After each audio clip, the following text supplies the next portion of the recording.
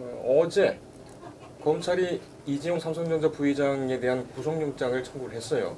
월요일 날 영장 실질 심사가 있게 되고, 근데 그에 앞서서 이 부회장 측에서는 검찰 수사심의위원회에 기소 여부를 판단해달라 이렇게 신청을 했죠.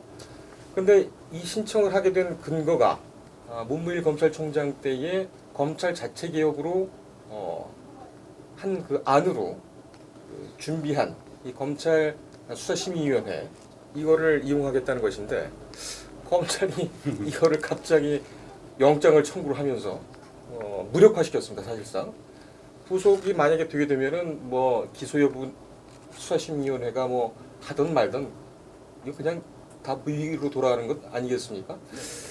이거 어떻게 보십니까? 일단 이 수사가 굉장히 오래됐죠. 예, 오래됐죠. 사실은 이게 우리의 이제 폭로랄까 이제 알려지게 된 거는 이제 국정농단 초반에 예, 이제 국민연금공단을 수사하면서 이 삼성물산과 제일모직 예. 이 합병 과정에서 이것이 이제 이재용 부회장의 이제 승계 작업을 그 불법적으로 이제 동원된 세력들이 있는 것이 아니냐 예, 해서 지금까지 이제 수사가 이어진 겁니다. 예. 뭐 검찰에서는 뭐 한 1년 8개월 정도 수사를 했다고 하는데 네. 사실은 뭐 그 전부터 수사가 이루어졌다고 봐야 되는 거고요. 그렇죠. 예, 굉장히 장기화된 건데요. 소위 뭐- 말하는 캐비넷 사건이었죠. 근데 이게 혐의가 있는지 없는지는 뭐 아직 뭐 예단하기 힘들고요. 그런 이제 뭐 궁극적으로는 다음 주 월요일 그 영장 실질 심사를 통해서 예, 뭐 최소한의 그 사법 판단을 받게 되는 거니까 사실 여기서 뭐 혐의가 있다 없다 이 문제를 말씀드리는 거는 아직 좀 이른 것 같고요. 다만 그 이재용 부회장의 변호인단 측에서 이제 검찰 수사심의위원회에다가 소집 요청한 거는 예, 뭐 언론에서는 뭐 묘수다, 꼼수다, 뭐 지연책이다, 뭐 온갖 그 말들이 나오는데요. 어떻든 간에 그 검찰이 스스로 2018년도에 도입한 검찰 개혁 방안이죠. 그러니까 검찰이 이제 혼자서 이제 수사를 하다 보니까 이제 이것이 이제 과연 뭐 수사의 어떤 중립성, 아니면 상당성에 검증받을 기회는 없지 않았습니까? 예. 그래서 외부 전문가 집단이 한번 의견을 한번 들어보는 게 어떠냐. 음. 또 그 결론에 대해서는 검찰도 존중하고. 예, 그래서 상당히 어떻게 보면 검찰의 어떤 권한을 좀 일부 좀 내려놓는 예, 아주 이게 저는 그 당시 이 도입할 당시에 검찰 개혁위원회 있었거든요. 위원이었죠. 예. 그래서 검찰도 굉장히 자부심 갖고 도입했고 많은 위원들도 지지를 보낸 안건인데 이거를 소집이 요청하자마자 영장 청구를 해버리면 예. 이게 무슨 의미가 있겠습니까? 이게 당시 검찰개혁위원이셨는데 이게 지금 막상 적용되고 보니까 허점이 너무 많단 말이죠. 당장 뭐 이런 일도 생기게 되는데 그때 혹시 이 부분에 대해서는 논란이 없었습니까? 왜냐하면 이게 법으로 도입된 제도는 아닙니다. 음. 뭐 형사소송법 이렇게 도입된 건 아니고요. 예. 검찰 스스로 내부 룰에 따라서 음. 그러니까 이거 검찰이 이제 어떻게 보면은 이제 개혁의 일환으로 제안한 거고 예, 그리고 검찰 내부 규정으로 뒀으면 최소한도 이 부분에 대해서는 검찰의 선의를 좀 신뢰하는 것이 맞다고 생각했거든요. 아하. 이것을 꼬치꼬치 마치 막 법사위가 들여다보듯이 들어볼 성질은 아니었고요. 예, 네, 검찰의 선의를 신뢰하는 거였죠. 예. 외부의 강제에 의해서 도입된 제도는 아니니까요. 음.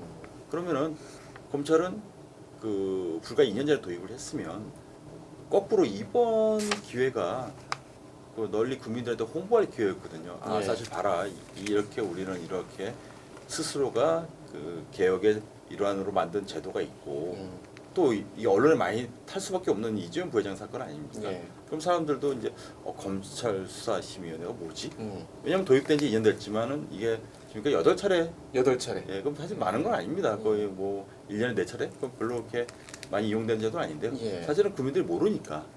그렇죠? 모르니까. 그래서 저는 굉장히 아쉽습니다. 이거 소집해서 소집 여부 결정도 아직 나지도 않았고 예. 그렇지 않습니까? 그리고 더 나아가서는 제가 꼭 지적하고 싶은 말씀이 미국에는 이제 기소 대비의 심제도가 있지 않습니까? 예. 예, 미국 같은 경우는 그 오랜 역사가 있는 제도고 그거를 검찰이 일반 어떤 국민들로부터 기소 여부를 판단을 받아보겠다는 거거든요. 예. 그건 아예 시스템으로 정착되어 있는 거고요.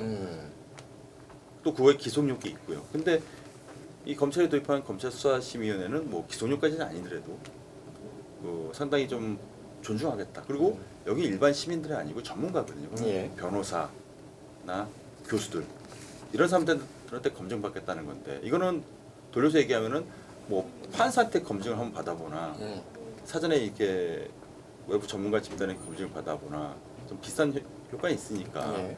검찰도 이번에 너무 아쉬워요. 이거 한 보름 정도 길면 한 달 정도인데 뭐 그 사이에 뭐 이재용 부회장이 뭐 외부로 도주하겠습니까? 아니면 지금 증거를 인멸하겠습니까? 그렇죠? 그 결과를 한번 받아보고 했으면은 검찰도 거기서 만약 기소 의견이 나오게 되면 굉장히 명분도 있고 그리고 이 제도에 대해서 되게 어떤 자부심을 갖고 만든 제도니까 예. 홍보할 기회도 됐고 근데 이거를 무력화시켰단 말입니다. 예. 그래서 전 도저히 좀 안타깝기도 하지만 예. 그 현장에 있었으니까 안타까운 면도 있고 좀 이해가 안 되는 측면도 있습니다. 이 부분 가지고 한번 또 테마로 글 쓰셔야 되겠네요. 아이고, 뭐 일단 그 사이에 영장 발부 여부가 결론이 날 것 같아요. 여기서 간과되지 말아야 될 게 지금 제가 드리고 싶은 말씀은 이재용 부회장이 혐의가 있다 없다가 아닙니다. 그렇죠. 그러니까 혐의가 설령 중하고 예. 누가 봐도 명백하더라도 현존하는 시스템을 이재용 부회장이라는 걸 머릿속에 지우고 일반 사람이라고 하더라도 그렇죠. 소집 요청할 수 있는 제도는 있는 거거든요. 그 이제 이재용 부회장은 뭐 국민이라는 얘기거든요. 아유 뭐 이재용 부회장이든 아니면은 누구든 뭐 저도 마찬가지고요. 아니 있는 제도는 이용할 수 있는 게 맞죠. 그게 그렇죠. 일단 풀 프로세스 아니겠습니까? 이 삼성과 관련해서 이런 그 뭐랄까요, 이 검찰의 자체 셀프 개혁이 수준이 이 정도다라는 게 그 점이 너무 예. 안타까웠거든요. 노출이 되는 게 참 저는 굉장히 안타깝습니다. 역사적으로 좀 아이러니하다 예. 이런 생각이 좀 드네요. 1년 8개월이나 수사를 해놓고 15일을 못 기다린다? 그러니까 너무 안타까운 거예요. 그 전문가 집단이라고 아까 말씀드리지 않았습니까? 그럼 교수나 변호사인데 그분들을 설득할 수는 있어야 되는 거 아닙니까?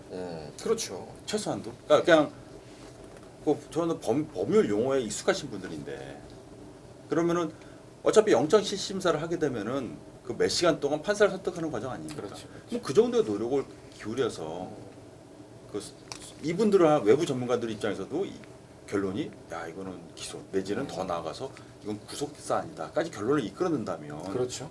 커다란 명분도 그렇죠. 그렇죠. 그럼 그 다음에 영장 청구하더라도 뭐 법원 입장에서도 이거에 대해서는 뭐 굉장히 어떤 판단 범위가 되게 좁아질 가능성이 높고요. 그럼 검찰 입장에서는 명분도 없고 절차도 없고 그렇죠. 수사 결과도 굉장히 오를 수 있고.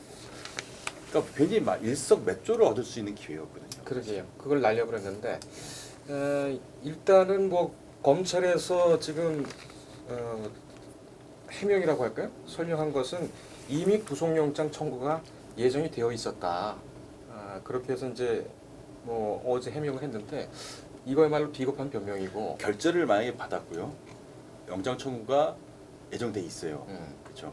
그런데 소집 요청이 들어왔으면 그럼 유보해야 되는 거 아닙니까? 그렇죠. 설령 그 법원에다가 영장 청구까지 한 사안이라고 가정하더라도요. 영장 청구를 만약에 비슷한 시기에 했다 치더라도 영장 청구한 것을 또 역시 처리하고 그럼 굉장히 뭐 명분 있게 보이는 거 아닙니까? 예. 영장 청구했음에도 불구하고 소집 요청이 들어왔으니까 우리는 처리하고 이 위원회의 어떤 어떤 절차대로 우리는 존중하고 따르겠다. 만약에 그런 식으로 검찰의 입장을 밝혔다면 야 이거야말로 지금 굉장히 어떤 품격 있고 개혁된 모습. 검찰이 바뀌었네. 그러면 박수 받지 않겠습니까? 물론 이제 일부에서는 그러겠죠. 이재용 부회장이니까 검찰이 이런 거 아니냐. 예. 이렇게 더 비난을 받을 수는 있겠는데요. 그거는 검찰이 이렇게 해명해야겠죠. 이거는 있는 제도고 그렇죠. 우리가 스스로 개혁의 일환으로 만든 제도고 보다 많은 국민들이 이용했으면 좋겠다. 이렇게 또 오히려 적극적으로 홍보를 하게 되면은 지금 사건 같은 경우에는 지금 이제 그 영장 청구하고 수사심의위원회 이거 충돌하는 것이 결국엔 윤석열 검찰총장하고 이성균 서울중앙지검장이 그동안 대면하다가 오랜만에 콜라보를 마친 것 아니냐. 네. 어차피 이거는 서울중앙지검 사건이니까 이성윤 검사장이 결정을 한 거고요. 그리고 또 너무 사안이 굉장히 그 사회적 이목이 되는 사건이다 보니까 당연히 윤석열 총장한테 사전 승인을 받았을 거고요. 이거는 뭐 서로 간에 의견 일치가 된 뭐 검찰의 입장에서는 굉장히 화합하는 모습이라고 할까요? 네. 화합으로 대동단결 뭐 이렇게 해서 근데 분명히 지금 사건 같은 경우에는 이 채널A 사건과 더불어서 윤 총장의 실책인 것 같아요, 그죠? 아좀 뭐 실책 뭐 명분이 있겠죠. 뭐 시체적 진실 발견, 사회 정의 실현을 위해서 굉장히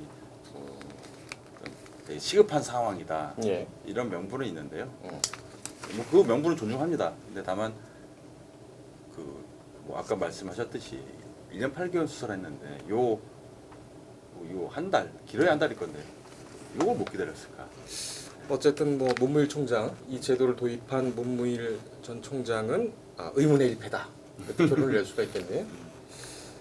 뭐 얘기 나온 김에 영장 심사 결과를 한번 정리해 주실 수 있으실까요? 예단하기 좀 힘듭니다. 사실은 근데 일단은 불법성은 이미 법원 판단에 따라서 우회적으로 드러나는 게 많거든요. 네, 예를 들면은 일단 국민연금공단의 이사장이라든가 관련자들이 뭐 그 당시 구속도 됐고 아직 뭐 대법원에서 확정은 안 됐지만 그 이 삼성물산과 제일모직의 합병 과정에서 어떤 뭐 많은 불법이 있었다.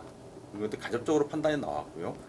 그리고 이 삼성바이오 같은 경우에도 증거인멸과 관련해서 수많은 어떤 직원들이 뭐 실형 뭐 구속도 되고 그럼 그 뭔가 증거를 인멸했다는 거 아니겠습니까? 예. 그래서 이렇게 우회적으로 많은 어떤 불법들이 있었던 건 사실인데 다만 이런 과정에서 이재용 부회장이 이런 어떤 뭐 과정을 인식하고 있었느냐?